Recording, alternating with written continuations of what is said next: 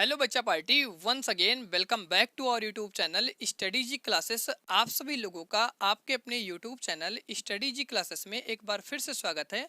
तो बच्चों, आज के इस नए वीडियो लेक्चर में हम देखने वाले हैं एक और इम्पोर्टेंट क्वेश्चन के बारे में। तो क्वेश्चन हमारा यहाँ से बच्चों लिखा गया है कि सिद्ध कीजिए √2 एक अपरिमेय संख्या है। अब बच्चों, ये क्वेश्चन देखने से आप सभी लोगों को पता चल गया होगा कि ये जो हमारा क्वेश्चन है ये टाइप 1 का क्वेश्चन है। और टाइप 1 के क्वेश्चन को हम इसके प्रीवियस वीडियो लेक्चर में करा चुके हैं। लिंक आपको डिस्क्रिप्शन बॉक्स में मिल जाएगा, आप वहां से जा करके देख सकते हैं कि किस प्रकार से मैंने √3 और √5 को अपर में सिद्ध किया है। तो वो दोनों क्वेश्चन बच्चों हमारे बोर्ड एग्जाम के लिए मोस्ट इंपॉर्टेंट हैं, और ये क्वेश्चन तो आपका बोर्ड एग्जाम के लिए इंपॉर्टेंट है ही। तो चलिए आज का वीडियो लेक्चर हम स्टार्ट करते हैं। अगर आप सभी लोगों को वीडियो पसंद आती है तो प्लीज़ इस वीडियो को लाइक करिएगा, और चैनल पर अगर आप सभी लोग पहली बार विजिट कर रहे हो तो चैनल को सब्सक्राइब कर दीजिएगा। तो चलिए आज का यहाँ पर हम सोल्यूशन स्टार्ट करते हैं। तो बच्चों, यहाँ से हम सबसे पहले लिखने वाले हैं सोल्यूशन। अब सोल्यूशन में यहाँ पे हम सबसे पहले लिखेंगे स्टेप 1।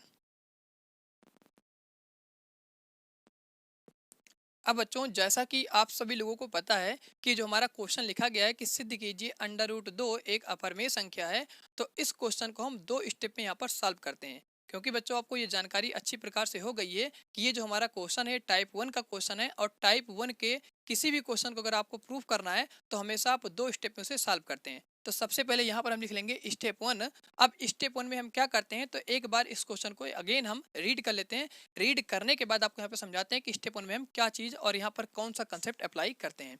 तो क्वेश्चन में लिखा गया है सिद्ध कीजिए √2 एक अपरिमेय संख्या है। तो प्यारे बच्चों, अगर आप सभी लोगों को क्वेश्चन में कभी भी ये बताया जाता है कि √2 हमारी एक अपरिमेय संख्या है, या आपको बोला जाता है कि √3 एक अपरिमेय संख्या है, अगर यहाँ पर कोई भी संख्या लिखी गई है और आगे ये बता दिया गया है कि जो संख्या आगे यहाँ पर लिखी गई है 2 √2 ये एक अपरिमेय संख्या है, तो आपको सबसे पहला काम स्टेप 1 में करना है कि जो भी संख्या के बारे में बताया जा रहा है उस संख्या को आपको परिमेय संख्या मान के चलना है। तो स्टेप 1 में हम क्या करते हैं, स्टेप 1 में जो क्वेश्चन में लिखा गया है कि जैसा यहाँ पे लिखा गया है √2 एक अपरिमेय संख्या है, तो हम ये मान के चलेंगे कि √2 हमारी क्या है, एक परिमेय संख्या है। तो यहाँ से हम लिखने वाले हैं स्टेप 1 में, माना √2 एक परिमेय संख्या है। तो बच्चों, अब हमने यहाँ से मान लिया है कि √2 हमारी क्या है, एक परिमेय संख्या है। अगर ये परिमेय संख्या है तो इसे हम p/q के रूप में लिख सकते हैं। तो यहाँ से हम लिखेंगे p/q। अब बच्चों, आपको ये भी साथ साथ जानकारी है, अगर किसी भी संख्या को हम परिमेय संख्या कहते हैं तो उसे p/q के रूप में लिख सकते हैं। और साथ साथ आपको ये जानकारी होती है कि जो नीचे का यहाँ पर हर होता है, अगर हर में यहाँ पर कोई संख्या है, या इस तरीके से जनरल टर्म में अगर कोई संख्या जैसे यहाँ पे लिखा गया q, तो वो कभी भी 0 के बराबर नहीं होता है। तो आप यहाँ पर एक कंडीशन डाल देते हैं कि q हमारा क्या होता है, नॉट इक्वल टू 0 होता है। आपका जो अंश होता है, जैसे यहाँ पर अंश में लिखा गया है p, तो p आपका 0 हो सकता है, लेकिन q की वैल्यू कभी भी 0 नहीं होती है। अगर q की वैल्यू यहाँ से बच्चों क्या हो जाएगी, 0 हो जाएगी, तो ये पूरी संख्या हमारी क्या हो जाएगी, अपरिभाषित हो जाएगी, जिसे हम अनंत के चिन्ह से प्रदर्शित करते हैं। तो ये जानकारी आपको पहले से होगी, अगर जानकारी नहीं है तो अब आपको यहाँ पर जानकारी हो गई होगी। अब बच्चों, इसके बाद हम क्या करते हैं, साथ साथ ये कंडीशन तो डालते हैं, लेकिन इसके बाद हम यहाँ से ये भी बताते हैं कि जो हमने यहाँ पर संख्या माना है जनरल टर्म में, जो कि हमारा यहाँ से लिखा गया है p और q बच्चों हमारा क्या है कि जनरल टर्म की यहाँ पर संख्या है। तो इस संख्या के बारे में भी बताते हैं कि ये जो हमारी संख्या है ये किस प्रकार की संख्या है। तो बच्चों, जब भी आपको क्वेश्चन यहाँ पर सिद्ध करना हो अपर में, तो आपको p और q के बारे में हमेशा यही बताना है कि p और q हमारी क्या है, एक सह-अभाज्य संख्या है। इनके बारे में आपको साइड में लिख देना है। तो यहाँ पर हम लिखने वाले हैं, सबसे पहले कंडीशन डालेंगे कि जो हमारे यहाँ पर q है वो कभी भी 0 के बराबर नहीं होता है। तो यहाँ से हम लिख देंगे q नॉट इक्वल टू 0। इसके बाद आगे हम लिखेंगे संख्या p और q के बारे में, जहां आगे यहाँ से लिख देंगे जहां p और q सह-अभाज्य संख्या है, सह-अभाज्य संख्या है। बच्चों, आप जितने भी क्वेश्चन देखोगे, अगर यहाँ पर मान लीजिए जैसे यहाँ पे दिया गया अंडर रूट 2 है, यहाँ पर कोई भी संख्या हो सकती है और क्वेश्चन में अगर ये बता दे कि वो जो हमारी संख्या दी गई वो कैसी अपरमेय संख्या है, तो जब भी आप उस संख्या को परमेय मानोगे, आपको पता है कि स्टेप 1 में सबसे पहले हम क्या मानेंगे, यहाँ पर परमेय मान के चलेंगे। और परमेय जब आप मानोगे तो उसको पी बाई क्यू के रूप में इस तरह से लिखोगे, तो आगे ये कंडीशन जरूर आप डालोगे। लेकिन आपको ध्यान रखना है, अगर हम उस संख्या को अपरमेय सिद्ध कर रहे हैं तो पी और क्यू जो हमारी संख्या है, इस संख्या को हमेशा आपको ये बताना है कि हमारी किस प्रकार की संख्या है, सह अभाज्य संख्या है। आप जितने भी क्वेश्चन उठा के देखोगे बुक में, सभी जगह पर ये लिखा मिलेगा कि पी और क्यू हमारी क्या है, एक सह अभाज्य संख्या है। अगर आप सभी लोगों को फिर भी सह अभाज्य संख्या के बारे में जानकारी नहीं है, तो लिंक आपको डिस्क्रिप्शन में मिलेगा, आप जा करके वहां से अच्छी प्रकार से स्टडी कर सकते हो कि हमारी सह अभाज्य संख्या कौन सी संख्या होती है। इसको बच्चों इंग्लिश में बोलते हैं को प्राइम नंबर। अब इसके आगे का हम स्टेप यहाँ पर देखने वाले हैं। तो यहाँ तक आप सभी लोगों को भली भांति और अच्छे से समझ आया होगा। अब बच्चों इसके बाद हमारा काम क्या होता है, जो यहाँ पर लिखा गया संख्या ये अंडर रूट में लिखी गई है, तो अंडर रूट में अगर है तो इसको हम क्या करेंगे, इसका रूट यहाँ से खत्म करेंगे। खत्म करने का मतलब हुआ कि अंडर रूट को हम गायब करने वाले हैं। अब गायब करने का हमारे पास सिंपल तरीका और फंडा होता है कि हम दोनों तरफ इसका स्क्वायर कर देते हैं। तो यहाँ पर हम लिखने वाले हैं कि दोनों पक्षों में वर्ग करने पर, इंग्लिश में इसे बोलते हैं स्क्वायरिंग बोथ साइड। तो यहाँ से हम लिखने वाले हैं दोनों पक्षों का वर्ग करने, आगे यहाँ लिख देंगे पर। तो दोनों पक्षों में इसका हम वर्ग करेंगे, तो यहाँ पर हमारा हो जाएगा अंडर रूट 2 पूरे का होल स्क्वायर, और यहाँ पर हमारा जाएगा पी बाई क्यू पूरे का होल स्क्वायर। अब बच्चों आपको पता है कि स्क्वायर से हमारा रूट क्या हो जाएगा, कैंसिल आउट हो जाएगा, तो यहाँ पर आ जाएगा 2। और यहाँ पर जो स्क्वायर है, एक बार हम पी का स्क्वायर दे देंगे, एक बार इसको हम क्यू का स्क्वायर दे देंगे। तो यहाँ पर हम लिखेंगे पी स्क्वायर बटे यहाँ से हमारा जाएगा क्यू स्क्वायर। तो बच्चों यहाँ से आप इस फॉर्मूले को नोट कर सकते हो। आप सभी लोगों ने बहुत छोटी क्लास में पढ़ा होगा, अगर फ्रैक्शन में कोई चीज़ लिखी गई, बटे में कोई संख्या है और पूरे का होल स्क्वायर है, तो उसको आप अलग अलग करके लिख सकते हो। यहाँ पर होता है पी स्क्वायर, बटे में होता है यहाँ से क्यू स्क्वायर। इस फॉर्मूले को बगल में दिखा सकते हो। अब इसके बाद बच्चों हम क्या करते हैं, इसके बाद यहाँ पर एक और इम्पॉर्टेंट कंसेप्ट निकल के आता है जो कि स्टेप 1 से आता है। अब आपको यहाँ से समझना होता है कि हम यहाँ पर जो हमारा आया हुआ वैल्यू है, इसमें हम क्यू स्क्वायर की वैल्यू निकालते हैं कि पी स्क्वायर की वैल्यू निकालते हैं। तो ये कन्फ्यूजन आपको नहीं क्रिएट करना है। ऊपर जो आपने यहाँ से माना हुआ है, यहीं से आपका सिंपल एक कंसेप्ट निकल के चला आता है। आप जब भी इस क्वेश्चन को कर रहे हो तो कंसेप्ट वाइज आप क्वेश्चन को लेकर के चलिए। तो यहाँ से हम बच्चों क्या करने वाले हैं, हमने सबसे पहले यही माना था कि माना अंडर रूट 2 एक परमेय संख्या है। जब इसको बच्चों हमने यहाँ से परमेय संख्या मान लिया, तो इसे हम पी बाई क्यू के रूप में लिख सकते हैं। और इसके बाद जब हमने इसको पी बाई क्यू के रूप में लिखा, तो बच्चों आपको ध्यान रखना है कि नीचे जो यहाँ पर संख्या लिखी गई है, अगर मान लेते हैं यहाँ पर जनरल टर्म में हमारी संख्या क्या है, क्यू है, तो यहाँ से हम क्या करेंगे, स्टेप नंबर फर्स्ट से सबसे पहले यही काम होगा कि क्यू की वैल्यू निकालेंगे। अब क्यू की वैल्यू आप चाहे यहाँ पर क्यू के रूप में निकाल लीजिए, चाहे आप यहाँ पर क्यू स्क्वायर के रूप में निकालिए। तो जनरली हम क्या करते हैं, क्यू स्क्वायर के रूप में यहाँ पर स्टेप 1 में इसकी वैल्यू फाइंड करते हैं। अब क्यू स्क्वायर की वैल्यू आपको पता चल गया कि जो भी यहाँ पर संख्या होगी जनरल टर्म में, अगर यहाँ पर मान लीजिए क्यू है तो क्यू की वैल्यू निकालेंगे, अगर यहाँ पर बी होगा तो बी की वैल्यू निकालेंगे। अब आप चाहे तो स्क्वायर में निकालिए, चाहे तो आप बिना स्क्वायर के निकालिए। तो हम हमेशा क्या करते हैं, यहाँ पर स्क्वायर में वैल्यू को निकाल करके लेकर के चलते हैं। तो यहाँ तक आपको कंसेप्ट अच्छी तरह से समझ आया होगा। अब बच्चों हम यहाँ से क्या करेंगे, क्यू स्क्वायर को इधर गुणा कर देंगे, तो ये हमारा हो जाएगा यहाँ से 2q स्क्वायर, और बराबर में क्या हो जाएगा पी स्क्वायर। अब हमें क्या करना है, क्यू स्क्वायर की वैल्यू निकालनी है। तो क्यू स्क्वायर को यहाँ पर हम रोक लेंगे, और जो हमारा ये 2 है ये पी स्क्वायर के नीचे बटे में आ जाएगा। तो यहाँ से हमारा जाएगा पी स्क्वायर बटे 2। इसको बच्चों हम क्या करेंगे, यहाँ पर समीकरण नंबर 1 मान लेंगे। यहाँ तक आपको अच्छी तरह से क्लियर होगा। अब बच्चों यहाँ पर आपको लिखना है लाइन। अब लाइन कैसे लिखेंगे, तो आपको यहाँ पर साफ साफ दिखाई पड़ रहा है, इधर का पार्ट आपको दिखना है जहाँ लिखा गया पी स्क्वायर बटे 2। इधर का पार्ट देख करके आपको नीचे की लाइन यहाँ पर लिखना होता है। तो आपको यहाँ पर साफ साफ दिखाई पड़ रहा है कि जो हमारा पी स्क्वायर है, इस पी स्क्वायर को 2 विभाजित कर रहा है। तो यहाँ पर हम लिखने वाले हैं, यहाँ इसी चीज़ों को बच्चों में शब्दों में लिखना था। यहाँ पे हम लिखेंगे, यहाँ ऐसे लिखेंगे, 2 पी स्क्वायर को विभाजित करता है। तो आगे यहाँ से हम लिखेंगे, अगर बच्चों यहाँ पर पी स्क्वायर को 2 विभाजित कर रहा है, तो एक हमने परमेय के बारे में पढ़ा था, वो परमेय हमारी थी 1.3।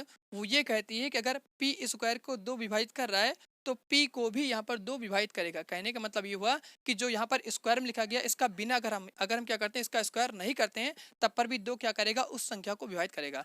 कहने का मतलब ये हो बच्चों कि अगर हम यहाँ से मान लें कि 2 का स्क्वायर यहाँ पर कितना है, 4 है, तो जो हमारा यहाँ पर 2 है वो क्या कर रहा है, 4 को विभाजित कर रहा है, तो आंसर कितना मिल रहा है, 2 मिल रहा है। तो अगर हम यहाँ पर क्या करते हैं, इस 2 का स्क्वायर नहीं करेंगे तब पर भी 2 क्या करेगा, इसको विभाजित करेगा, तब यहाँ से हमें इसका मान कितना मिलेगा, 1 मिलेगा। इसका मतलब ये हुआ। तो इसके बाद बच्चों हम क्या करेंगे, यहाँ पर लिखेंगे परमेय 1.3 से। तो आगे यहाँ से हम लिखने वाले हैं 2 p को भी विभाजित करेगा, और यहाँ पर हम लिख देंगे साइड में परमेय 1.3 से। तो यहाँ तक बच्चों आपको अच्छी तरह से समझ में आया होगा कि स्टेप 1 में हम यहाँ पर कौन सा प्रोसीजर अप्लाई करते हैं और किस प्रकार से क्वेश्चन को लेकर के चलते हैं। तो अगर आप सभी लोगों को वीडियो पसंद आ रही है तो प्लीज़ वीडियो को लाइक करिएगा, और चैनल पर अगर आप सभी लोग पहली बार विजिट कर रहे हो तो इस चैनल को सब्सक्राइब कर लीजिए। अब बच्चों अगर आपको स्टेप नंबर 1 में कोई भी डाउट है तो नीचे कमेंट बॉक्स में कमेंट करके आप जरूर बताइए। अब यहाँ पर हमारा क्या होता है, स्टेप नंबर 1 कंप्लीट होता है, इसके बाद हमारा स्टेप नंबर 2 यहाँ से स्टार्ट होता है। तो आप यहाँ तक नोट कर लीजिए, इसके बाद हम यहाँ पर स्टेप 2 स्टार्ट करते हैं। तो चलिए बच्चों अब हम यहाँ से देखने वाले हैं स्टेप नंबर 2। तो स्टेप नंबर 2 में हम बच्चों क्या करते हैं, एक नई कंडीशन मान के चलते हैं। अगर आप सभी लोगों ने इसका प्रीवियस वीडियो लेक्चर देखा है तो वहां पर आपको अच्छी तरह से समझ आ जाएगा कि इस क्वेश्चन में हम पी की एक नई वैल्यू किस प्रकार से मानने वाले हैं। तो पी की जो हम नई वैल्यू मानते हैं वो समीकरण नंबर 1 को देख करके मानते हैं। तो यहाँ पर बच्चों हम क्या करते हैं, इसको थोड़ा सा इरेज कर लेते हैं और स्पेस करने के बाद में स्टेप नंबर 2 स्टार्ट करते हैं।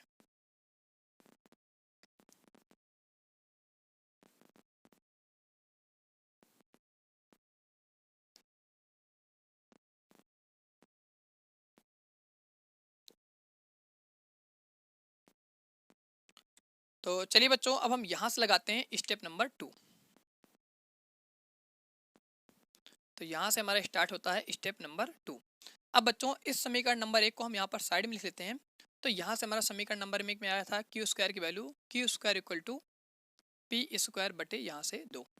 ये बच्चों हमारा था समीकरण नंबर 1। अब हम यहाँ से क्या करते हैं, इसको इरेज कर देते हैं।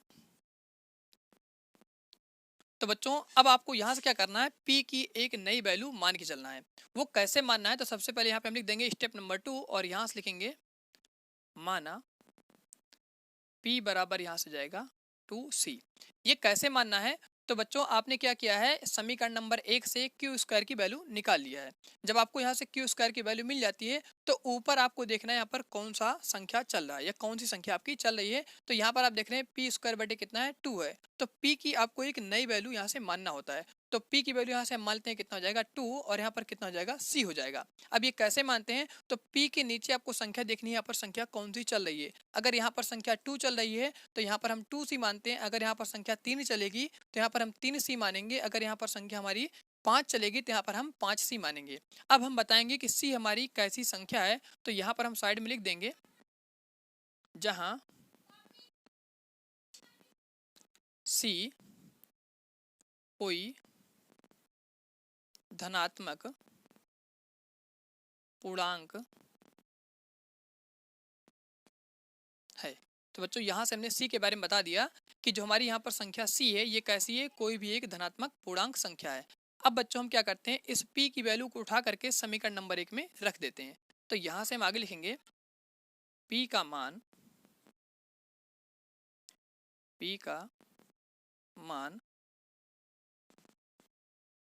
समीकरण 1 में रखने पर। तो समीकरण 1 बच्चों हम सबसे पहले यहाँ पे नोट कर लेंगे। तो यहाँ से हमारा जाएगा क्यू स्क्वायर। अब p की जगह पर हम क्या करेंगे, p की वैल्यू उठा करके 2c यहाँ पर रख देंगे। तो यहाँ से हमारा जाएगा 2c पूरे का होल स्क्वायर बटे यहाँ से हमारा जाएगा 2। अब इसको हम यहाँ से थोड़ा सॉल्व करेंगे। तो यहाँ से हमारा जाएगा क्यू स्क्वायर बराबर, अब आपको बच्चों यहाँ से पता है नंबर का वर्ग निकल आता है तो 2 का वर्ग यहाँ से जाएगा 4। और c हमारा क्या है, ये हमारा एक संख्या है जो कि अचर के रूप में है। तो यहाँ से आप क्या करोगे, इसको c स्क्वायर करके इस तरह से लिख दोगे, और जो यहाँ पर संख्या चल रही है 2 इसको यहाँ पर हम एज इट इज यहाँ पर लिख देंगे। अब आपको पता है 2 से हमारा 4 कैंसिल आउट हो जाएगा। तो 2 से हम क्या करेंगे, 4 को कैंसिल कर देंगे तो यहाँ से संख्या जाएगी 2। अब आप यहाँ से लिख देंगे क्यू स्क्वायर बराबर कितना हो जाएगा यहाँ से 2c स्क्वायर। तो बच्चों ये यहाँ से आपका आता है क्यू स्क्वायर बराबर 2c स्क्वायर। अब यहीं पर आपको एक नया कंसेप्ट और समझना है। वो कंसेप्ट क्या है, जब आप यहाँ से मान चुके हो p की एक नई वैल्यू जो कि हमने यहाँ से माना है p बराबर 2c। तो यहाँ पर आपको ध्यान रखना है कि जो हमने एक नया यहाँ पर चर माना है उसी चर की वैल्यू निकालना होता है। अगर यहाँ पर आपने c माना है तो आपको c की वैल्यू निकालना पड़ेगा, अगर यहाँ पर आप m मानते हो तो m की वैल्यू निकालना पड़ेगा। क्योंकि जनरली बच्चों आप बुक में देखते हो तो यहाँ पर अलग अलग चर मान के चलते हैं। तो हमने यहाँ से माना है 2c, तो यहाँ से हम क्या करेंगे c स्क्वायर की वैल्यू निकालेंगे। तो यहाँ से हम लिखेंगे सी स्क्वायर बराबर जो ये बच्चों हमारा 2 है वो क्या होगा क्यू स्क्वायर के नीचे बटे में आ जाएगा। तो यहाँ पे हम लिखेंगे क्यू स्क्वायर बटे हो जाएगा 2। अब बच्चों इसको हम क्या करेंगे, यहाँ पर समीकरण नंबर 2 मान लेंगे। अब जैसे हमने यहाँ पर इस समीकरण के बारे में लिखा था कि जो हमारा पी स्क्वायर है इसको 2 विभाजित कर रहा था, तो पी को भी क्या करेगा 2 विभाजित करेगा। उसी प्रकार से वही सेम लाइन हम इसके बारे में यहाँ पर लिखने वाले हैं। तो यहाँ से हम लिखेंगे 2 क्यू स्क्वायर को विभाजित करता है तो परमेय 1.3 के अनुसार 2 क्यू को भी विभाजित करेगा। तो यहाँ से बच्चों वही सेम लाइन आपको लिखना है। तो यहाँ से हम लिखने वाले हैं यहाँ 2 क्यू स्क्वायर को विभाजित करता है, तो आगे लिख देंगे यहाँ से 2 क्यू को भी विभाजित करेगा। अब ये कैसे हम लिख रहे हैं तो आगे यहाँ से आप बताना पड़ेगा परमेय 1.3 के अनुसार, या आप लिख सकते हो परमेय 1.3 से। यहाँ तक बच्चों आपको अच्छी तरह से समझ आया होगा। अब इसके बाद एक बार हम आप सभी लोगों को फिर से रिमाइंड करने वाले हैं कि सबसे पहले स्टेप नंबर 1 में हमने क्या मान के चला था और पी और क्यू के बारे में क्या बताया था। तो यहाँ पर आप इस चीज़ को समझ लीजिए। तो सबसे पहले हमने यहाँ से क्या था स्टेप नंबर 1 में, स्टेप 1 में हमने ये मान लिया था कि जो हमारी √2 एक संख्या थी ये एक परमेय संख्या मान लिया था। और इस परमेय संख्या p और q जो हमारी संख्या है इस संख्या के बारे में भी बताया था कि जो यहाँ पर हमारी संख्या p है और q है ये एक कैसी है सह अभाज्य संख्या है। अगर p और q हमारी क्या है एक सह अभाज्य संख्या है तो इसका मतलब बच्चों ये होता है कि अगर किसी भी संख्या को हम सह अभाज्य संख्या मान रहे हैं तो वो दोनों संख्याएं सिर्फ और सिर्फ एक ही संख्या से विभाजित होती है। विभाजित का मतलब ये हो गया बच्चों कि अगर हम यहाँ पर संख्या p और Q का HCF निकालेंगे, क्या निकालेंगे यहाँ से HCF निकालेंगे, तो इन दोनों का जो HCF मिलेगा वो सदैव 1 मिलेगा। अब अगर इन दोनों का HCF 1 मिल रहा है तो इसका मतलब ये होगा कि जो हमारी संख्या P है और यहाँ पर जो हमारी संख्या Q है ये दोनों संख्याएं एक के अलावा और किसी संख्या से विभाजित नहीं होगी। इसका मतलब ये हो रहा है बच्चों कि जो हमारी संख्या p और q है वो एक के सिवा और किसी संख्या से नहीं कटेगी। तो ऐसी संख्या को हम क्या बोलते हैं सहअभाज्य संख्या कहते हैं। अब हम यहाँ से देखने वाले हैं समीकरण 1 को और समीकरण 2 को।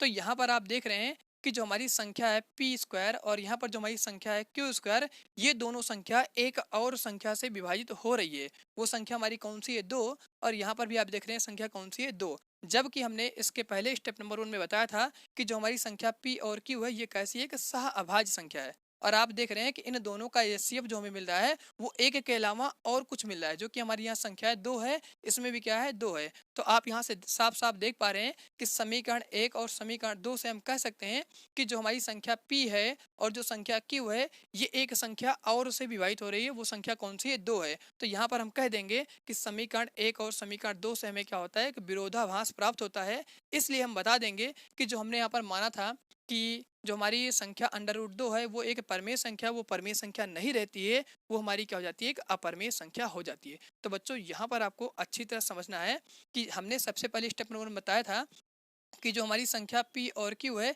ये कैसी है एक सह अभाज्य संख्या है। अगर ये सह अभाज्य संख्या है तो इसका HCF सदैव कितना मिलेगा 1 मिलेगा। अगर किसी का HCF 1 मिलता है तो वो संख्या सदैव 1 से ही विभाजित होगी, इसके अलावा किसी संख्या से विभाजित नहीं होगी। तो आप यहाँ से देख रहे हैं समीकरण 1 से और समीकरण 2 से जो हमारी संख्या p है और यहाँ पर जो हमारी संख्या q है ये एक और संख्या से विभाजित हो रही है। विभाजित का मतलब हो गया बच्चों एक और संख्या से कट रही है, वो संख्या कौन सी है 2 है, यहाँ पर भी यहाँ पर भी। तो इसका मतलब ये हो गया कि जो हमने यहाँ से मान के चला था p और q के बारे में एक सह अभाज्य संख्या थी, इसका विरोधाभास प्राप्त होता है। विरोधाभास को बच्चों हम इंग्लिश में बोलते हैं कंट्राडिक्शन प्राप्त हो रहा है। तो यहाँ से हम कह सकते हैं कि जो हमारी √2 है वो हमारी एक परमेय संख्या नहीं है, वो हमारी क्या है अपरमेय संख्या है। अब इस लाइन को कैसे लिखना है तो यहाँ पर हम थोड़ा सा स्पेस करते हैं और स्पेस करने के बाद में उस लाइन को यहाँ पर लिख के दिखाते हैं। तो बच्चों आप सभी लोगों ने यहाँ तक अच्छी तरह से नोट कर लिया होगा। अब हम यहाँ पे क्या करते हैं स्पेस करते हैं और स्पेस करने के बाद में लास्ट की वो लाइन लिखते हैं कि हम यहाँ से कैसे बता रहे हैं कि जो हमारी संख्या √2 है वो एक अपरमेय संख्या है। तो अब हम इसको यहाँ से क्या करेंगे, थोड़ा स्पेस करेंगे और स्पेस करने के बाद में उस संख्या के बारे में लिखने वाले हैं। तो बच्चों सबसे पहले यहाँ पर हम लिखेंगे, यहाँ पर बच्चों हम सबसे पहले लिखने वाले हैं समीकरण 1 व समीकरण 2 से। आप इस तरह से लिख सकते हैं समीकरण 1 व समीकरण 2 से, या आप यहाँ पर डायरेक्ट लिख सकते हैं कि यहाँ P और Q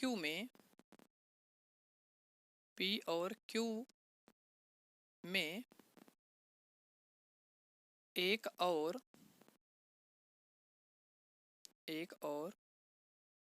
उभयनिष्ठ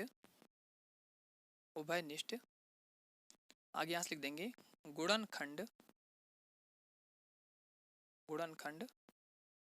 संख्या 2 है। बच्चों उभयनिष्ठ गुणनखंड संख्या को हम यहाँ से बोलते हैं HCF। आप इसको ब्रैकेट में डाल के लिख सकते हैं।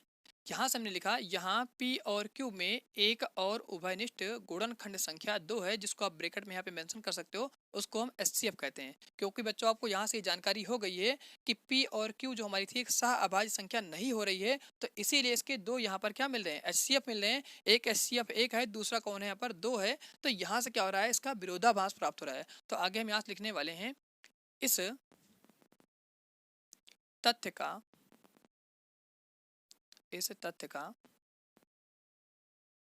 विरोधाभास प्राप्त होता है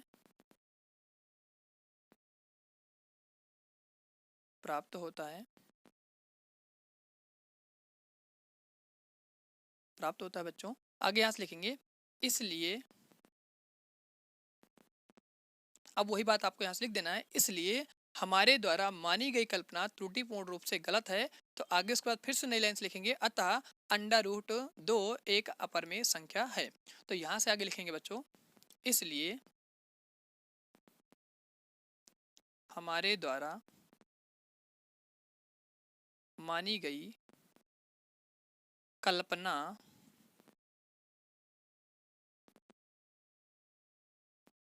यहाँ से आगे लिख लीजिए बच्चों, कल्पना त्रुटि पूर्ण रूप से गलत है। तो आगे यहाँ से हम लिख देंगे नई लाइन से अतः √2 एक अपरिमेय संख्या है। तो बच्चों लैंग्वेज आप यहाँ पर खुद से लिख सकते हो, इसमें आपको कोई प्रॉब्लम नहीं क्रिएट होगी। तो बच्चों मैं आशा करता हूँ कि आप सभी लोगों को आज का वीडियो लेक्चर पसंद आया होगा। अगर आप सभी लोगों को वीडियो लेक्चर पसंद आ रहा है तो प्लीज़ इस चैनल को सब्सक्राइब कर दीजिए और इस चैनल को ज़्यादा से ज़्यादा अपने दोस्तों में शेयर कीजिए। तो चलिए बच्चों आज का वीडियो लेक्चर हम इसी पर एंड करते हैं और अब हम मिलते हैं अगले वीडियो के साथ में। तो बच्चों अगले वीडियो में मिलने से पहले मैं आप सभी लोगों को एक इंपॉर्टेंट इन्फॉर्मेशन के बारे में बता देता हूँ। बच्चों आपका ये चैप्टर जैसे एंड होगा उसके बाद अगला चैप्टर कौन सा स्टार्ट करना है, नीचे आज के इस वीडियो लेक्चर में कमेंट बॉक्स में कमेंट करके आप जरूर बता दीजिए, क्योंकि आने वाले अगले वीडियो लेक्चर में आपका वो चैप्टर स्टार्ट हो जाए। तो चलिए आज की क्लास इसी पर एंड करते हैं। अगर वीडियो पसंद आती है तो प्लीज़ वीडियो को लाइक कर दीजिएगा और चैनल पर आप सभी लोग अगर पहली बार विजिट कर रहे हो तो इस चैनल को सब्सक्राइब कर दीजिएगा और इस वीडियो लेक्चर को ज़्यादा से ज़्यादा बच्चों को शेयर कीजिए, जिससे जो कमज़ोर से कमज़ोर बच्चे हैं उनको मैथ में डर ना लगे और वो मैथ में अच्छी तरह से प्रिपरेशन कर सकें। तो चलिए आज का वीडियो इसी पर एंड करते हैं। आप सभी लोग पढ़ते रहिए और मस्त रहिए। अब मिलते हैं अगले वीडियो के साथ।